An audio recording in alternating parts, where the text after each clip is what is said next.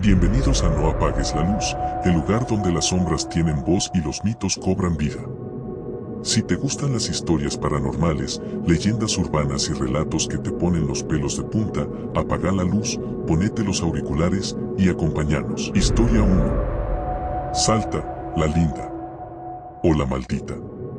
¿Alguna vez sentiste que un lugar hermoso puede esconder algo oscuro? Que detrás de cada paisaje de ensueño hay una historia que preferirías no conocer. Salta, la linda, famosa por su belleza, guarda secretos antiguos. Secretos que sobreviven en sus montañas, sus pueblos y sus sombras.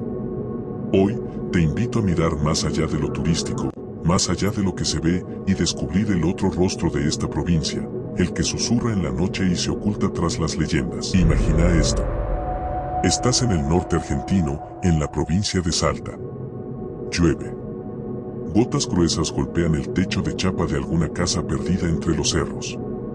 Relámpagos cruzan el cielo cada tanto, iluminando por apenas un segundo el contorno de las montañas. Y por alguna razón, sentís que no estás solo. El aire está cargado. No de humedad, no. De algo más. Como si cada sombra, cada rincón, escondiera algo que quiere salir, pero que prefiere observar por ahora. Dicen que Salta es mágica.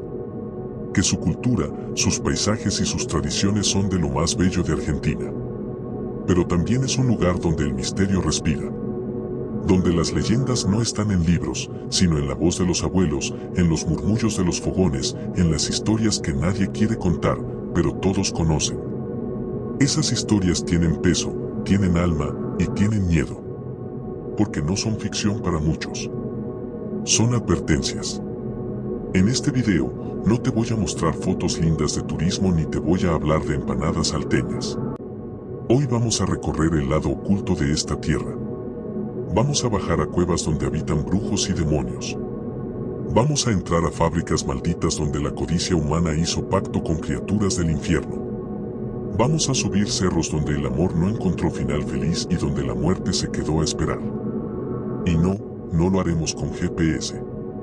Lo haremos con la imaginación, la sensibilidad y esa parte de nosotros que aún cree, aunque sea un poquito, que lo paranormal existe.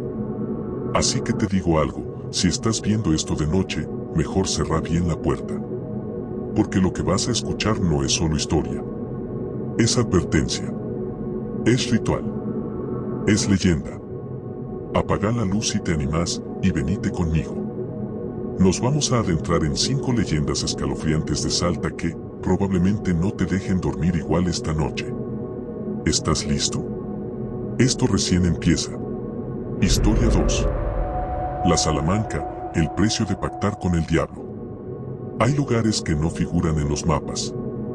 Lugares que la gente de la zona solo menciona en voz baja, con miedo a que solo nombrarlos despierte algo. En Salta, entre cerros y caminos que no aparecen en Google, existe uno de esos sitios malditos. No es solo una cueva. Es una puerta. Y quienes la cruzan, ya no vuelven siendo los mismos. Hoy te voy a contar sobre la Salamanca. Un sitio que muchos aseguran, es una entrada directa al infierno.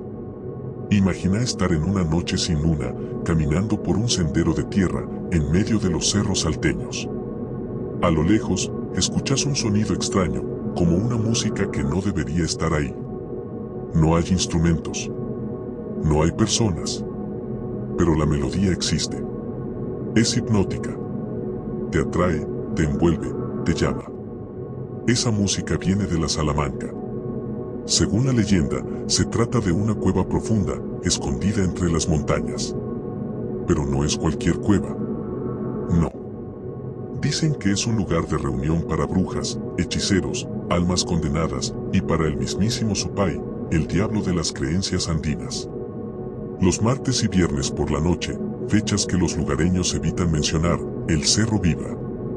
Algunos aseguran que desde lejos se escuchan tambores, carcajadas distorsionadas, gritos de placer y de dolor. Otros dicen que los árboles cercanos se inclinan hacia la cueva, como si también ellos estuvieran atrapados por la energía del lugar. Pero la Salamanca no está abierta para cualquiera. Hay quienes la buscan. Personas que, desesperadas por fama, poder o amor se atreven a buscarla. Músicos, políticos, enamorados rechazados, todos con un deseo profundo y prohibido. Y si la encuentran, ahí empieza la verdadera prueba. Los pactos no se hacen con palabras. Se hacen con el alma. El que entra a la Salamanca debe demostrar que está dispuesto a todo. A todo.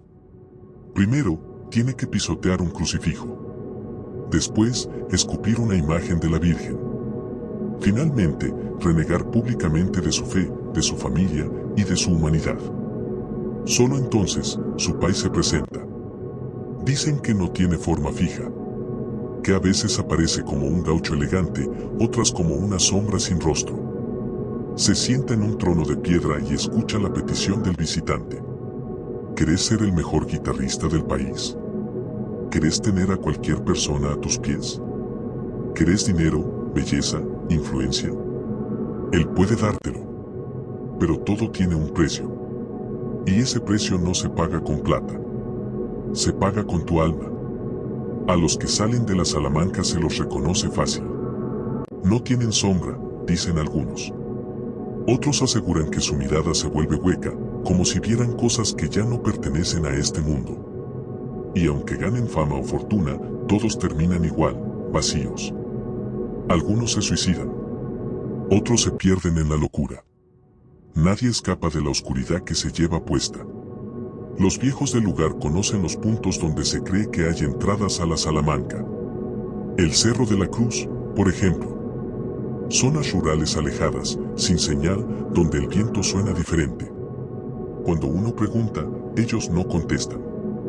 Solo miran con miedo y te dicen, no vayas. No te acerques. No escuches la música. Porque una vez que la escuchas, empieza a sonar dentro tuyo. Y no se calla nunca más. ¿Y vos? Si tuvieras la oportunidad de obtener todo lo que querés, ¿estarías dispuesto a renunciar a tu alma? Contámelo en los comentarios, si te animás. Historia 3. El manicomio de la viña, donde la locura nunca se fue. ¿Qué pasa cuando el lugar destinado a cuidar la mente se convierte en su peor enemigo? Cuando los gritos no son de enfermedad, sino de algo que no pertenece a este mundo. Hay edificios que no necesitan fantasmas para helarte la sangre. Porque su historia, por sí sola, ya es suficiente para enloquecer a cualquiera.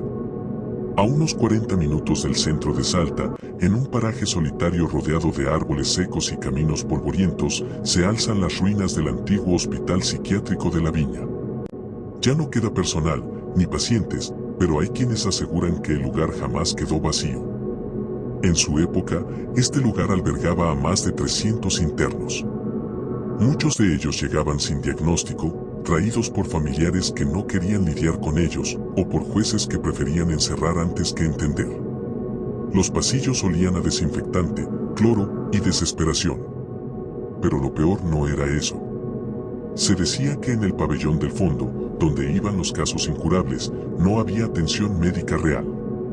Lo que había era encierro, oscuridad y rezos, sí, rezos. Una enfermera retirada, la señora Mariela Gómez, contó que en sus últimos años de trabajo se vivieron cosas que nadie pudo explicar. Aseguró que, por las noches, algunos pacientes comenzaban a hablar en idiomas desconocidos, a escribir símbolos en las paredes con sus propias uñas y a repetir nombres que nadie les había dicho. Uno de ellos, un hombre joven de nombre Tobías, repetía todas las noches lo mismo. No fue mi mente, fue lo que me metieron por los ojos. Mariela renunció cuando vio a Tobías levitar unos centímetros de la cama una madrugada de invierno.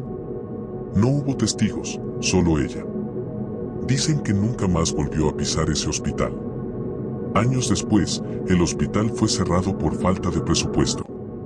Pero los que viven cerca aseguran que, cuando cae el sol, se escuchan gritos, golpes y risas desquiciadas que salen de las ruinas.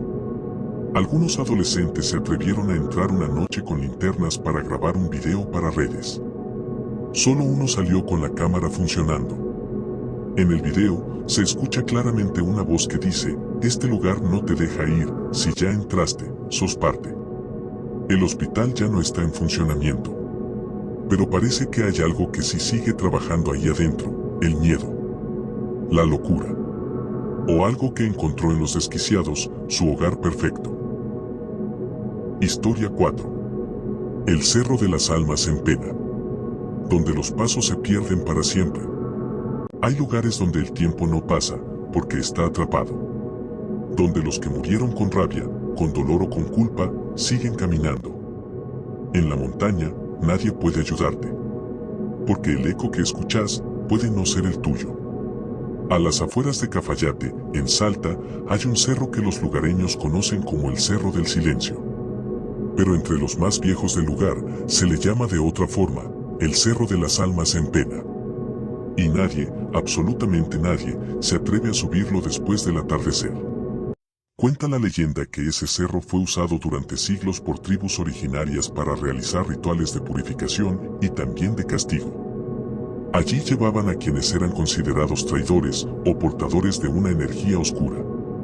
No los mataban. Simplemente los dejaban para que la montaña decidiera. Y la montaña siempre decide. En los últimos años, varios turistas intentaron hacer senderismo por la zona. Algunos volvieron asustados, otros desorientados. Pero hubo dos casos que quedaron grabados para siempre en la memoria de los habitantes. El primero fue en 2014. Dos amigos de Buenos Aires, Diego y Leandro, decidieron subir el cerro con equipo de camping.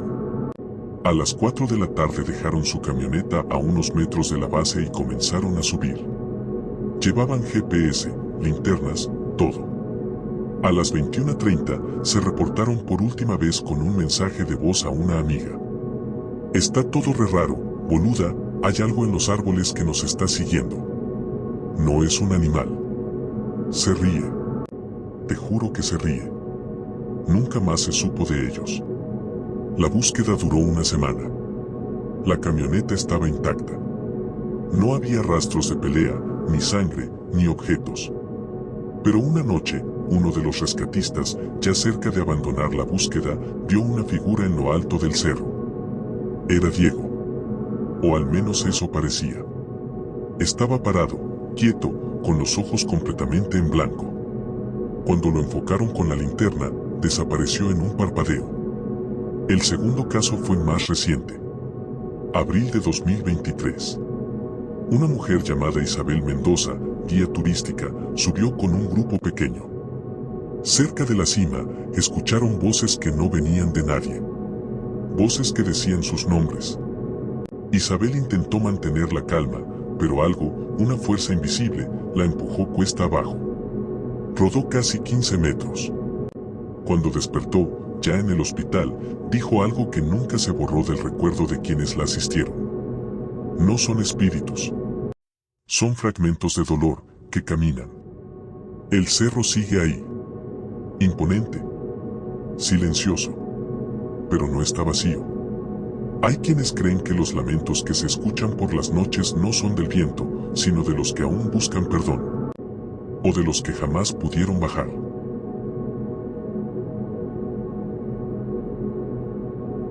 Historia 5. El llamado de la radio maldita, frecuencias que no son humanas. Dicen que las ondas de radio pueden viajar por todo el mundo, incluso por el tiempo. Pero hay transmisiones que no están hechas para ser escuchadas por nosotros. Y cuando sintonizas algo que no deberías, no solo escuchas, también te escuchan a vos. Esto le pasó a Sergio Varela, un técnico en comunicaciones de Río Negro, apasionado por las radios de onda corta.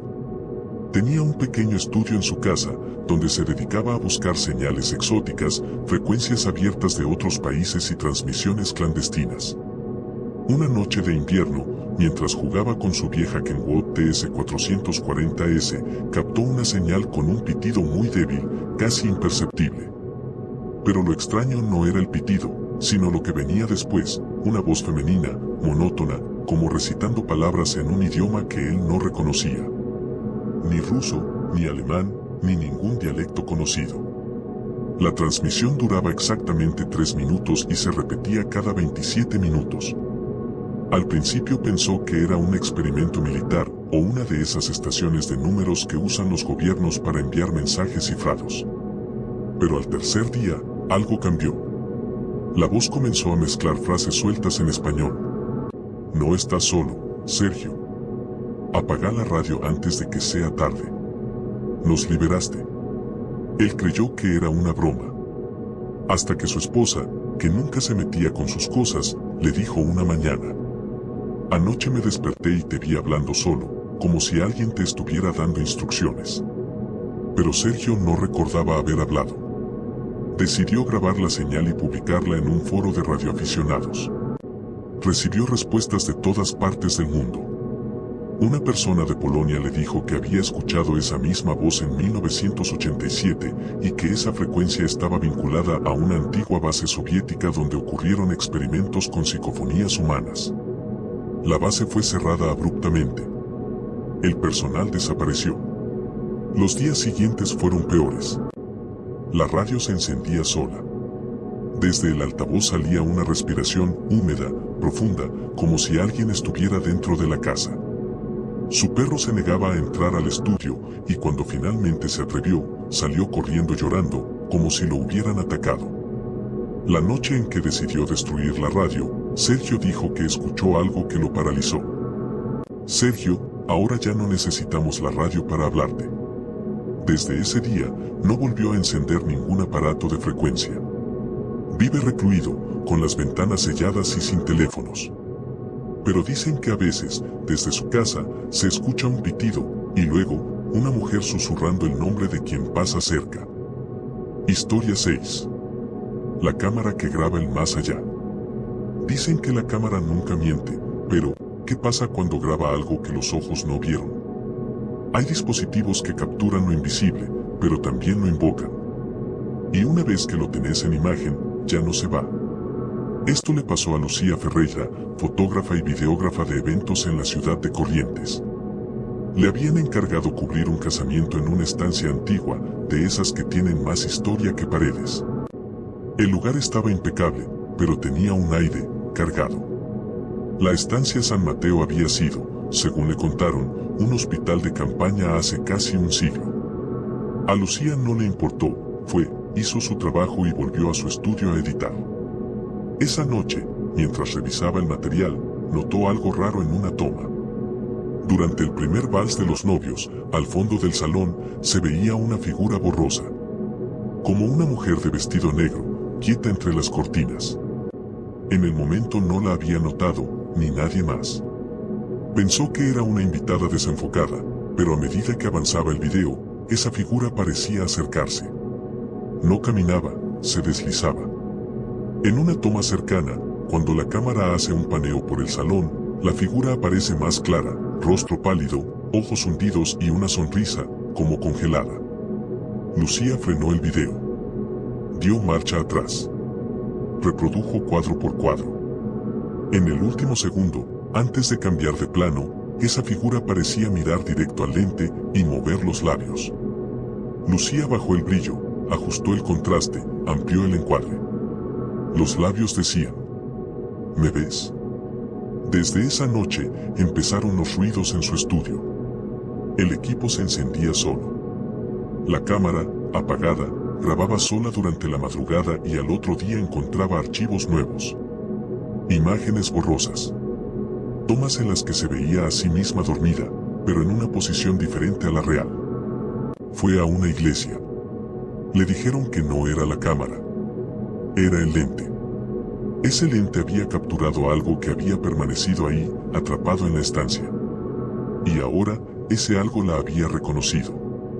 Lucía rompió el equipo. Quemó todo. Pero nada cambió. Hoy, sus redes están cerradas, pero hay quienes aseguran que si buscas bien, hay un canal de YouTube con un solo video, el casamiento en la estancia San Mateo. Y al minuto 3:33, alguien te observa. Historia 7. Frecuencia 333. El canal maldito de las 3:33 de la mañana. Hay horarios que parecen inofensivos, hasta que se repiten demasiado. Las 3:33 de la mañana es una hora simbólica, espejo de lo sagrado, puerta del otro lado. Y cuando una señal solo aparece a esa hora, mejor no conectarse. Todo empezó con una historia que circulaba entre gamers y curiosos de la Deep Web, un canal secreto en Twitch, solo visible a las 3:33 de la mañana, llamado Frecuencia 333. No tenía seguidores, ni clips guardados, ni chat habilitado. Solo se podía ver durante exactos 3 minutos y 33 segundos. Y lo que mostraba, cambiaba cada noche. Martín Soria, un streamer de Rosario, lo tomó como un reto. Seguro es una movida de marketing, pensó. Conectó su equipo, preparó el OBS y se quedó despierto varios días buscándolo. Hasta que lo encontró. El canal apareció sin aviso. Fondo negro. Una figura en el centro. No se movía. No hablaba. Pero lo miraba directo, como si supiera quién estaba del otro lado. Cuando terminó la transmisión, Martín revisó sus grabaciones y ahí estaba. Pero no solo la figura. También una voz, como susurro entrecortado, que no había escuchado en vivo. La señal es tuya ahora.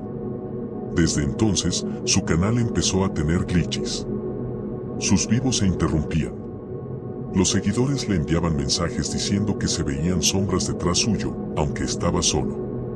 A veces, durante sus streams, se abría una pestaña automáticamente, la página de Frecuencia 333. Fue con un amigo a revisar los servidores y descubrieron que el canal no estaba registrado en ninguna parte. Era como un parásito digital, solo aparecía cuando alguien lo recordaba. Martín dejó de transmitir. Cerró sus redes. Pero a veces su webcam se enciende sola a las 3:33. Aunque no tiene internet. Aunque no haya energía. Y el archivo del primer stream nunca pudo borrarlo. Cada vez que lo elimina, aparece en otro dispositivo. Pero con un detalle nuevo, la figura ya no está en el centro. Ahora está detrás suyo. Historia 8. La dama de la curva y el camino sin regreso. Hay caminos que parecen simples trayectos, hasta que los tomas en la madrugada.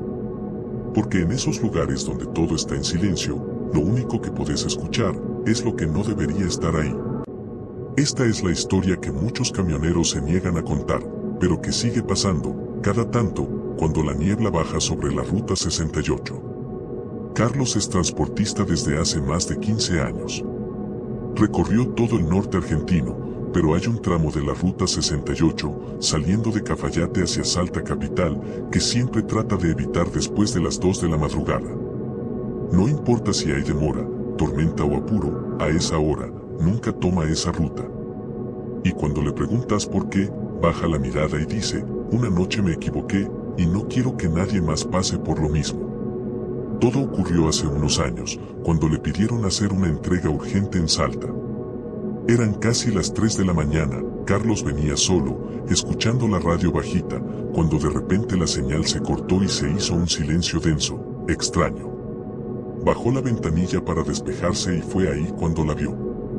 Una mujer parada al costado del camino, con un vestido blanco, descalza, inmóvil. Su cabello oscuro le cubría el rostro, y lo único que se distinguía era que lloraba. Carlos frenó bruscamente, sorprendido. Se bajó y le preguntó si necesitaba ayuda. La mujer no hablaba. Solo señalaba hacia adelante. Carlos, confundido, le ofreció subir al camión. Ella aceptó, sin decir palabra. Durante los siguientes 10 minutos, la mujer no pronunció ni una sola sílaba. Carlos intentó hablar, hacerle preguntas, pero ella solo miraba hacia el frente, en silencio. Hasta que de pronto, al llegar a una curva cerrada, la mujer gritó con un tono desgarrador. ¡Cuidado! Carlos reaccionó a tiempo para ver que un camión sin luces venía directo hacia él en contramano. Giró el volante con fuerza, el camión patinó, pero logró esquivar el impacto. Frenó metros más adelante, con el corazón latiendo a 1000. Giró para agradecerle a la mujer, pero el asiento estaba vacío. No había nadie. Solo un leve perfume a jazmín y una marca de barro donde ella había estado sentada. Desde entonces, cada vez que alguien le habla de tomar esa ruta de noche, Carlos solo dice: ella me salvó, pero no todos corren con la misma suerte. Historia 9. El paquete que nadie debía abrir. A veces el peligro no está en lo que ves, sino en lo que te hacen cargar. Hay objetos que no deberían ser tocados, ni mirados, y mucho menos entregados. Esta historia es la advertencia de un repartidor que aprendió, demasiado tarde, que algunos paquetes llevan algo más que peso. Mateo trabajaba como repartidor en moto para una empresa de mensajería en la ciudad de Tafí Viejo, Tucumán. Siempre tomaba pedidos sin hacer preguntas, documentos, sobres, cajas, lo que fuera. Le pagaban por llevar y traer, nada más. Pero un martes lluvioso, cerca de las 6 de la tarde, llegó a la central un encargo urgente. Era una caja de madera, vieja, sin etiquetas, apenas con una dirección escrita a mano con tinta corrida por el agua. Nadie quiso tomarlo. Algunos empleados decían que esa caja ya había vuelto varias veces, la mandaban y siempre regresaba, como si nadie la recibiera. Mateo, sin creer en supersticiones, se la llevó. Total, pensó, era solo una entrega más. El camino lo llevó a una zona rural, sin señal, con casas muy separadas y árboles oscuros a cada lado. Cuando llegó a la dirección, encontró una casa abandonada. Puertas rotas, ventanas tapiadas y maleza por todos lados. Dudó, pero bajó con la caja. Quiso tocar timbre, no había. Golpeó la puerta, nada. Fue entonces cuando, sin que nadie abriera, la puerta se movió lentamente con un crujido. Un aire frío salió de adentro. Mateo, ya incómodo, dejó la caja en el umbral y se giró para volver a la moto. Pero la moto ya no estaba. No había señales de que alguien la hubiera movido. No huellas, no rastro, simplemente no estaba más. Se quedó congelado, mirando hacia el monte. Escuchó pasos, risas, susurros que venían desde atrás de la casa, como si un grupo de personas caminara en círculo. El miedo lo paralizó. Cuando quiso correr, la caja que había dejado en la puerta ya no estaba tampoco. Solo quedaba un papel, mojado, doblado. Lo levantó temblando y leyó: "Gracias por abrir el camino. Ya no podés volver". Esa noche, Mateo fue encontrado por la policía caminando por la ruta, descalzo, con la mirada perdida.